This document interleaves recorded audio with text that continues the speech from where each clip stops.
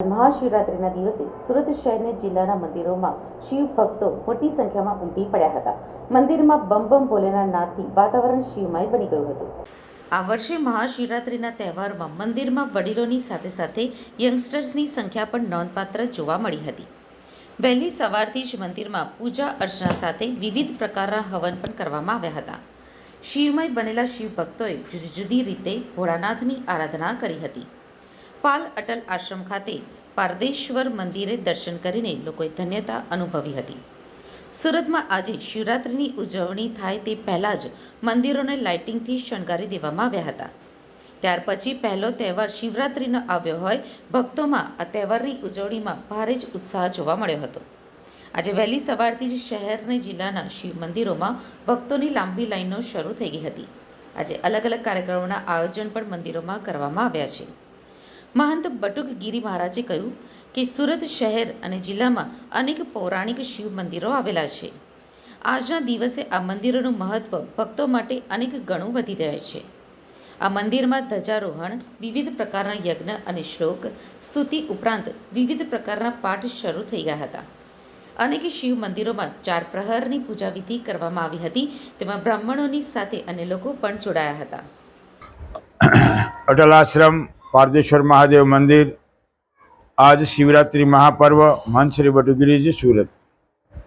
આવો આપણે ભગવાન શિવને આરાધના કરી અને એમના આશીર્વાદ પ્રાપ્ત કરવા માટે વિશ્વનું એવું પ્રથમ શિવલિંગ 2351 kg, જેઓને એવું કહેવાય છે કે શિવજી ખૂબ જ ભોળા છે અને કરુણાળુ છે, દયાળુ છે. એટલે એમને રીઝવવા માટે एक पुष्पम एक बिलीपत्रम एक लोटा जल की धार ओ दयालु रीझ के देते चंद्रमौली फलचार धर्म अर्थ काम અને મોક્ષ આવા 4 પદાર્થો એક સરળતાથી અને સહજથી મળી શકે એવા પદાર્થ ધરવાથી ભગવાન શિવજી આ જીવનું કલ્યાણ કરવા માટે અજન્મા દેવ એવા ભગવાન શંકર આપણા બધાનું પૂરા વિશ્વનું કલ્યાણ કરે અને અજન્મા દેવ હોય ને એ જ જન્મથી રહિત કરી શકે. હરેક જીવ જે ભગવાન શિવની આરાધના કરે છે શેના માટે? આવાગમનના ફેરાવામાંથી મુક્ત થવા માટે. આવો અટલ આશ્રમ પારદેશ્વર મહાદેવ મંદિરના સાનિધ્યમાં આજે 1000 લીટર ઠંડાઈનો કાર્યક્રમ, બપોરે ફલારની વ્યવસ્થા તેમજ લઘુરુદ્ર 6 વાગ્યે ભારત નાટ્ય દ્વારાની મહિલાઓ શિવતાંડવ 3 કલાક સુધીનો કાર્યક્રમ. ત્યારબાદ મધ્યરાતના 12 વાગ્યે ઘીનું કમળ ચડશે. 6 થી તે 9 વાગ્યા તે 10 વાગ્યા સુધી સાંજના તે પાકી ભોજનની વ્યવસ્થા કરેલી છે.